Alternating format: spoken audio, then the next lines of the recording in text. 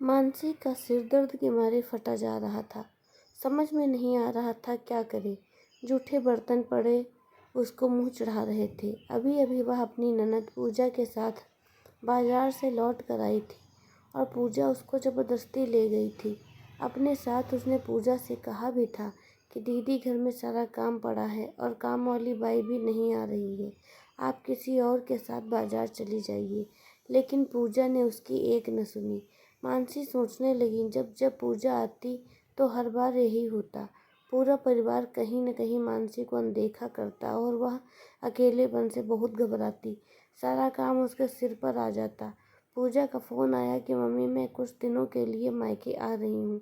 पूजा दीदी का फ़ोन आते ही वह घबराने लगी कि अब तो पूजा दीदी आने वाली हैं और फिर वही प्रताड़ना हमको झेलनी पड़ेगी। 2 दिन बाद पूजा दीदी अपने बच्चों के साथ आ गईं। मानसी ने हर तरह से उनका स्वागत सत्कार किया। पूजा के दोनों बच्चे भी, बेटी 20 वर्ष और बेटा 17 वर्ष का, वह भी साथ में आए। जब पूजा आती तो मानसी अपनी तरफ से उनके स्वागत सत्कार में किसी तरह की कोई कमी नहीं रखती। फिर भी तरह तरह के व्यंजनों की फरमाइश पूजा और उसकी सासू माँ राधा किया करती और मानसी भी दौड़ दौड़ कर खुशी से सारी चीज़ें बनाती। लेकिन उसको खराब तब लगता जब पूरा परिवार एक साथ बैठ जाता और मानसी अकेली ही सारा काम निपटाती रहती। जब उसके खाने का समय आता तब तक या तो सारा सामान समाप्त हो चुका होता या बहुत थोड़ा बचता। मानसी कभी तो अपने मन मार लेती या कभी कुछ और अपने लिए बना लेती।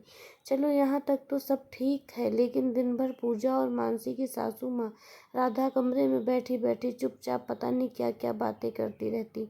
अभी मानसी को अपनी चर्चा में शामिल नहीं करती, जैसे लगता कि वह मानसी के बारे में ही बातें कर रही हूँ।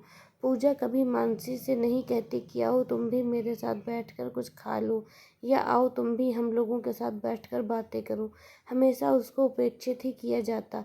यहाँ तक उसके पति रमेश भी अपनी बहन की खातिरदारी में मानसी को तरह तरह के व्यंजन बनाने के लिए बोलते रहते। पूजा के दोनों बच्चे भी अपनी माँ के नक्शे कदम पर चलते हुए वैसे ही व्यवहार करते। जैसे ही मानसी थोड़ा देर आराम करने के लिए बैठती, वैसे ही आकर बोलते, मामी हमको यह दे दो, मामी हमको वह दे दो। मानसी कहती कि जाओ अपने आप जाकर सामान ले लो, लेकिन तभी राधा बोल पड़ती, 4 दिन को बच्चे आए हैं तो क्या उनके लिए इतना भी नहीं कर सकती हो।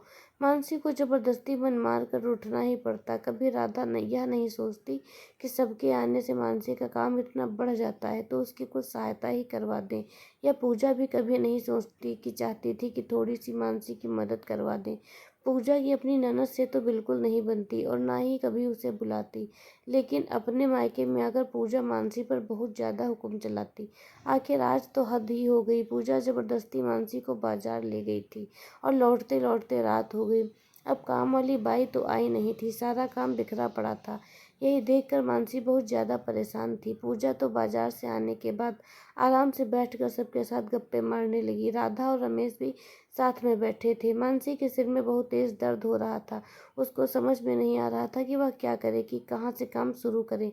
तभी अंदर से राधा ने, मानसी पूजा बहुत ज़्यादा थक गई है, ऐसा करो पहले गरम गरम नाश्ता बना लो, फिर खाने में कुछ बढ़िया सा बना लेना। एक तो बहुत तेज सिर दर्द, ऊपर से सब लोग बैठकर गप्पे मार रहे, सारा काम पड़ा। मानसी के करने के लिए पूजा थक गई है, जैसे मेरे शरीर को तो थकता ही नहीं। अब तो उसे बहुत जोर से रोना आया। वह मानसी बहुत हिम्मत करके राधा से जाकर बोली, सासू माँ कभी आपने मेरे बारे में भी सोचा कि बहू की भी थक जाती होगी।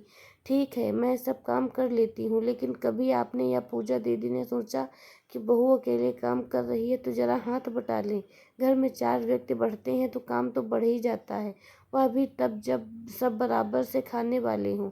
आप क्या समझती हैं मैं कोई रोबोट हूँ जो चाहे जितना काम करा ले? नहीं, अब मैं भी थक गई हूँ, मेरा भी शरीर आराम चाहता है। और फिर इतना करने के बाद भी आप लोगों को कभी यह नहीं लगता कि मैं कुछ करती भी हूँ?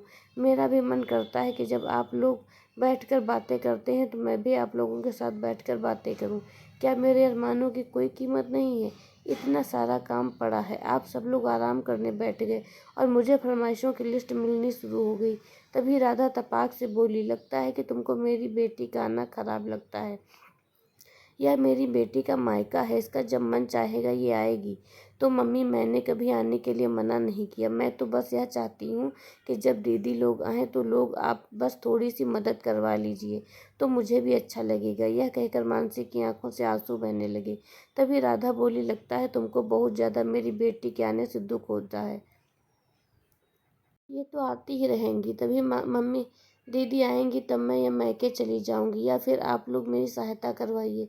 बहुत समझौता कर लिया मैंने अपने आप से, अस्तित्व से, और अब बिल्कुल समझौता नहीं करूंगी, चाहे कुछ भी हो जाए। इतना कहने के बाद मानसी रोते हुए अपने कमरे में चली गई और पूजा और राधा वहीं बैठी बैठी मानसी के बारे में उल्टी सीधी बातें बनाने लगी।